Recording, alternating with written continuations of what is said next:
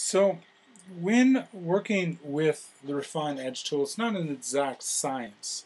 It does give you a couple of different ways to try to adjust it.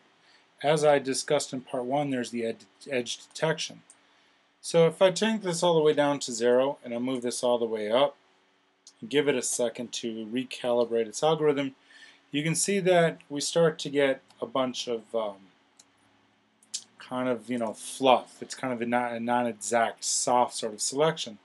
And these tools here, the Refine Edge, allows me to adjust that selection somewhat, but it still won't necessarily give me exact with or without Smart Radius. It depends on what it is. So there's a couple other adjustments you can have here. So I'm going to lower this number down just a little bit,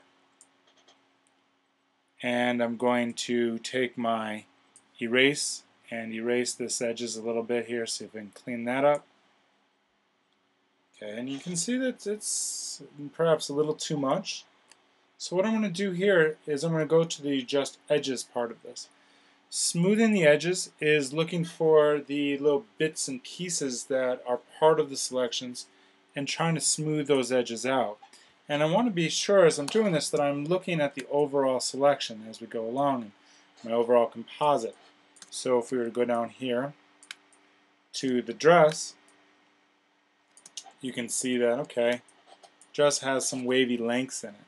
So if I want to smooth this out and maybe feather my edge and soften it a little bit, so I'll soften it a lot just so you can see what it's going to look like. And you can see that when I feather it that much, you can see how it's actually blending the background all the way in. So obviously it's going to be a little bit too far.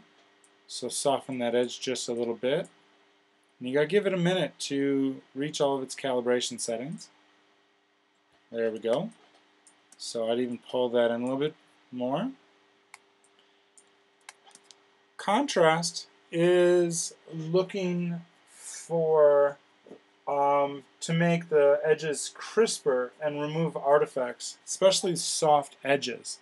So if I want to increase the contrast a little bit to maybe get that edge of the blouse a little bit firmer, and then Shift Edge, I can actually take the selection and expand or contract it. So I'm actually going to contract it just a little bit because it was a pretty sloppy selection to begin with. So if I look at, let's say, these places here, you can see if I shift the edge out, it goes out, and if I shift it in, it goes in. Now none of this is going to make up for a sloppy selection, but it's doing a little bit better all the time. The last piece of this is called Output. And Output, if I want to say decontaminate colors, what it's actually doing is looking at the layers, the existing layer compared to the layer that is below it or above it, and trying to take out any contamination of light colors, and again, a way to kind of clean up your overall selections. And it also depends. This image, because of that this is a kind of a very old tin type image, and this image behind it is a full-scale RGB image, there isn't going to be a lot that, in this case, that's going to do. The last part is really kind of nice. I can take this and make it into a new layer, which means it's not going to have a mask or anything else. It's just going to be a brand new layer as a composite.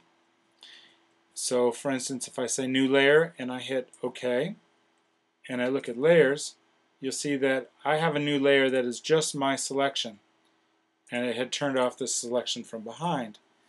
If, however, I had gone to, let's go back to here and go back to my layers, pull this off again, and go into my Refine Edge here, I have a couple of other choices. I can make a layer mask that's going to attach it to the existing layer. I can make a new layer with a new layer mask, put this in a new document, and a new document with a layer mask. Each one of these situations is going to depend on the situation that you're working on. Generally, if I'm just refining a layer, I will put it on just add a layer mask to the existing layer, because then I can go and modify that layer as I need to.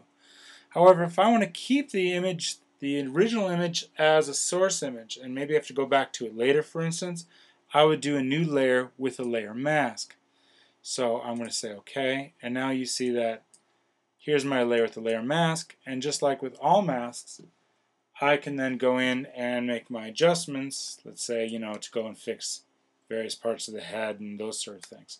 So that's refine edges. It allows you to do many things, and it's really great for adjusting selections while you're creating your selection and refining it, as well as refining an existing mask under the refine mask.